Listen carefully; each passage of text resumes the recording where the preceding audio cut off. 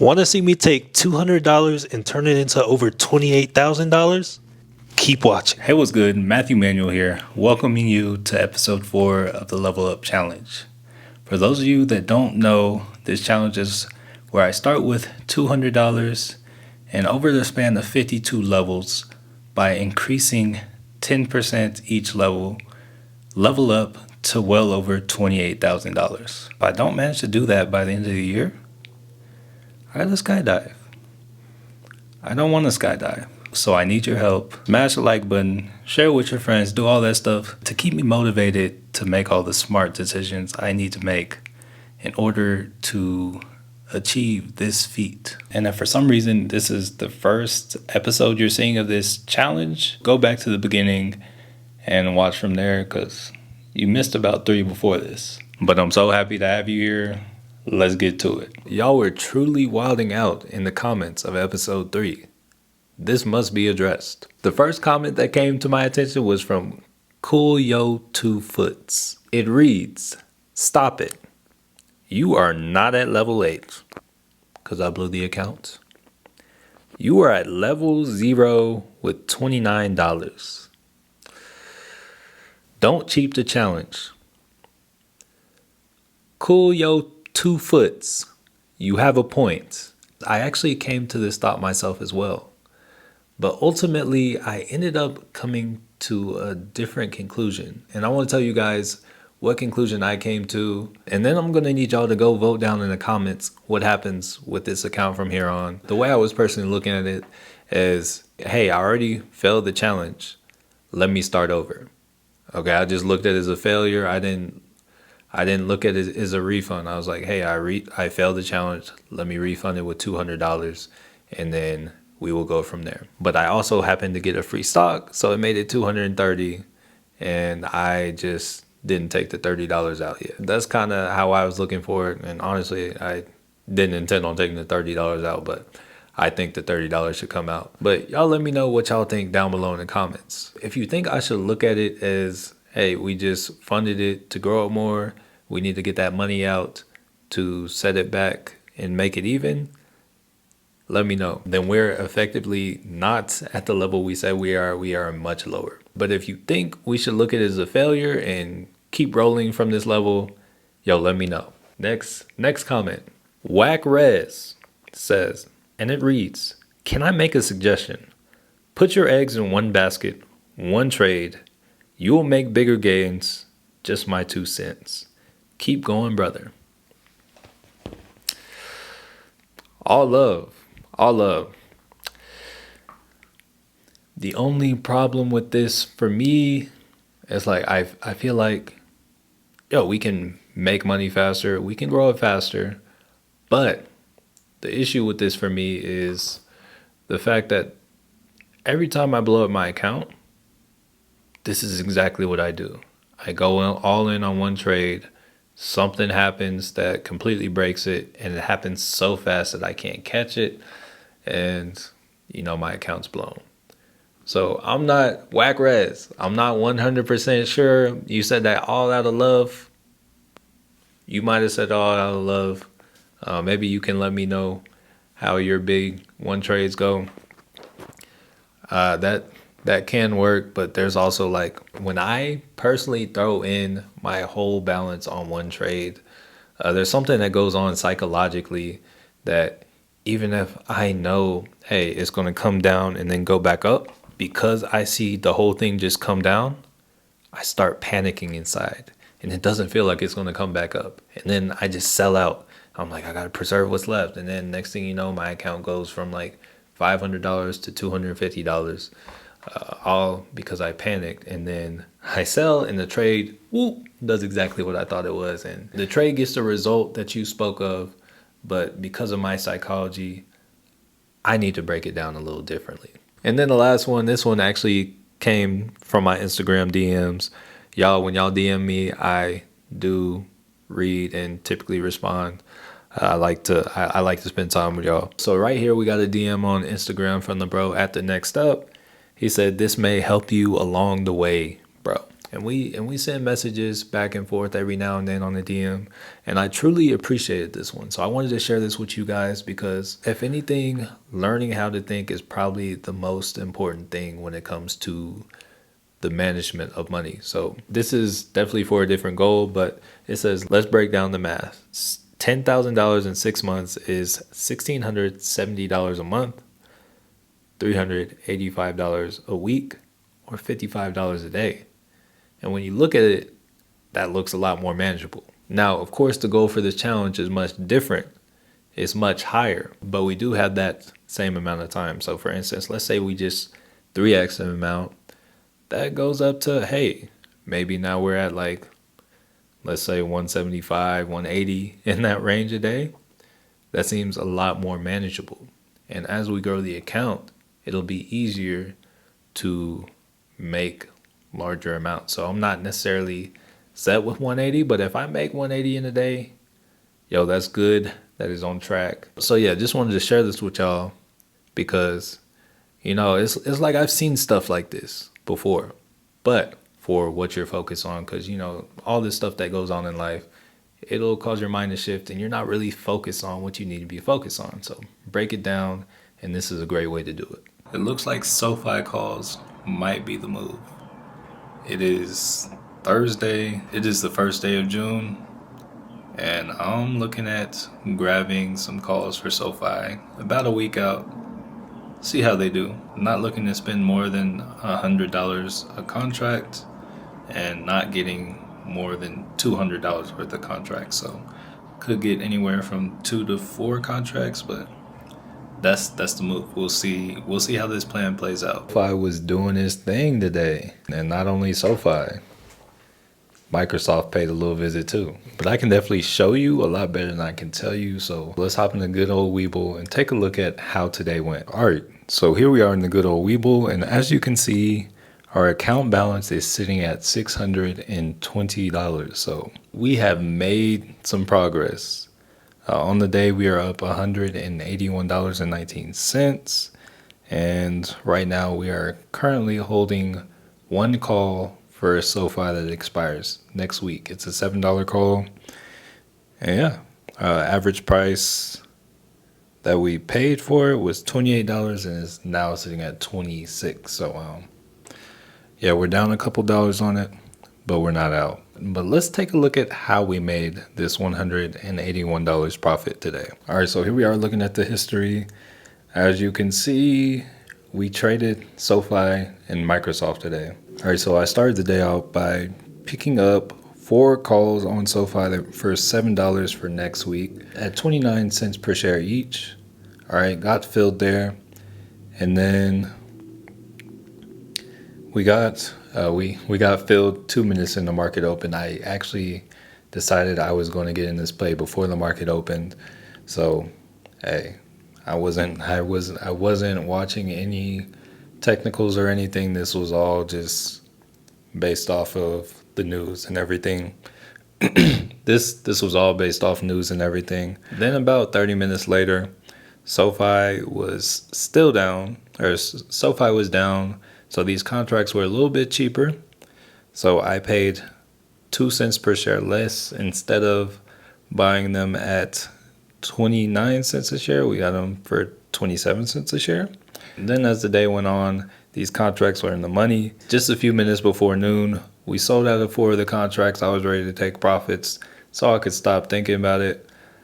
So we had an average cost of $28 and we sold out for $42 each contract. So, got some profits off those 4 right there. And then SoFi started trending down, and I still wanted to stay in SoFi, but I was ready to take some profits. I don't want to watch the money just leave. So at about 108, I sold out of 2 of the remaining 3 shares for $39 each contract.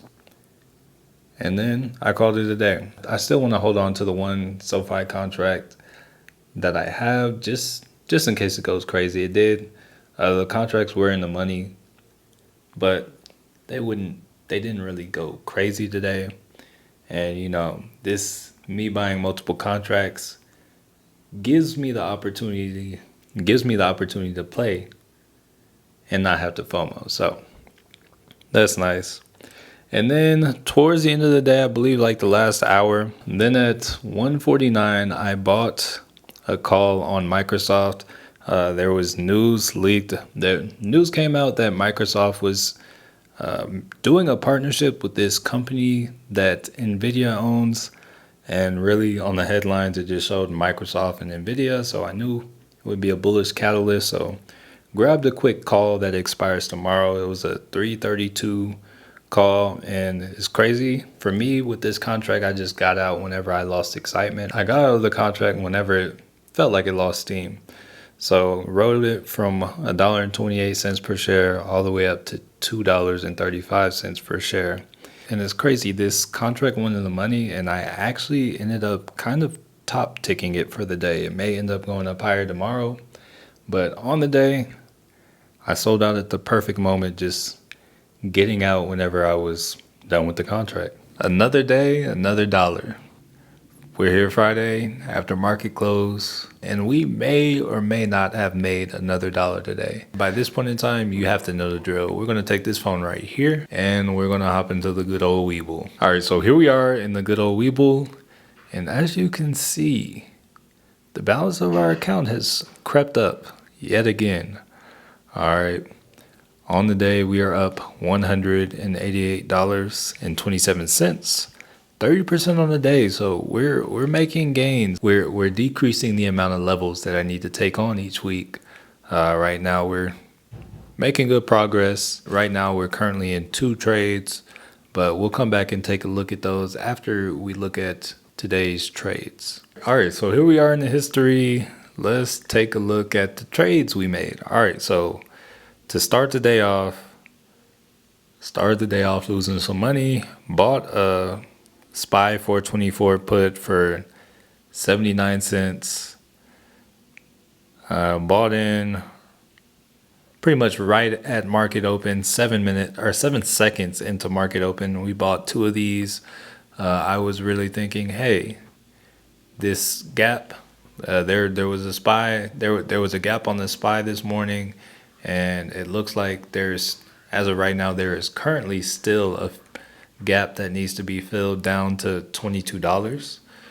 And it looks like the SPY wanted to go up today. So that's kind of what happened. So yeah, we lost money. We got 2 of those contracts. And then it went up to about like 126.50, 127, somewhere in that area.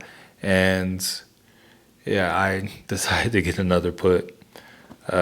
2, paid 99 cents each share for 2 contracts. And yeah, that was about 17 minutes in the market open. I was like, oh, it's going to turn around, because honestly, you can never know. But the good thing about these is we're kind of fast with these, in and out. So didn't lose too much. All right, so we bought in for $99 and we sold out 9 minutes later for $1.01 per share. So we actually ended up making $4 overall on that transaction. So not too bad. First little win of the day. I was trying to get out sooner. Probably would have had about $20 profit, but hey, these options, they move fast. All right, and then next up, got to give it up for this one, because if you take anything away from looking at my trades, it is that you need to cut your losses quickly and let your runners run. Or you don't necessarily need to let your runners run, but, make sure you take more profits than you take losses. So looking right here, we bought in the Tesla. It was a 212 call. At the time, it was just outside of the money. Tesla was at like 211 when I bought it, or 212.50. So Tesla was around 212 when I bought it. I bought it 37 minutes in the market open, and then we sold out for $4.55 a share, coming up from 176 cents a share. Actually, we sold out for $4.60 a share. So not too bad on that one. And then the way I was looking at it, I was thinking Tesla could move up to 220 because that's the next level. It looked like Tesla wanted to go a little bit higher. Oh, I forgot to mention this. You know how I top ticked Microsoft yesterday? It happened again today with Tesla. It's like I just had this feeling like, hey, it's time to get out of this trade. I'm happy with my profits. And, I was just rewarded because Tesla did not go higher than that the rest of the day. So sold out of that at 11:37 Eastern time. And yeah, we bought in at 10:07. So we were in exactly an hour and a half. So, and then I just figured, hey, Tesla may end up going up to 220. Let's see if we can get anything. Some time had passed. I wanted to play a little risk. We were playing with profits, so I figured why not. So yeah, I bought a call on Tesla it was a 217.50 call. I paid 62 cents for it. Bought it at 110. Still had a few hours left of the trading day with this. Ended up selling out of it about an hour later. Lost some money on that one, but Tesla ended up coming a lot lower, so not too sad with that one. And then I'm going to leave you for the week with this one. All right, right now I am currently here. Let's go to it. I am currently still holding the SoFi from yesterday. Not too worried about it, but it does expire next week. And then I have a 428 put on the SPY. And the question with this one is, what will happen next week? Be sure to stick around next week to see what happens with this. But yeah, we bought in for 236. The SPY was going up, and my play for this is, again, the gap has not been filled from this morning. Like if we go look at the SPY here. So yeah, like even on the daily chart, we close right here at about 422, and we opened at about 424. So that is a large gap, and we closed at 428. Typically when you have a gap in the stock market, the gap is always going to be filled. Sometimes it takes longer than others, but this 428, this 430 kind of level has been a major level. We haven't been here since like August last year, so I'm just thinking, this is going to be a good run. It's, again, my profit target is about 40 or 422 on the SPY. At that point, it'll be $6 in the money, depending on how fast it wants to fill this gap. I may take profits at 426. I may take profits at 424.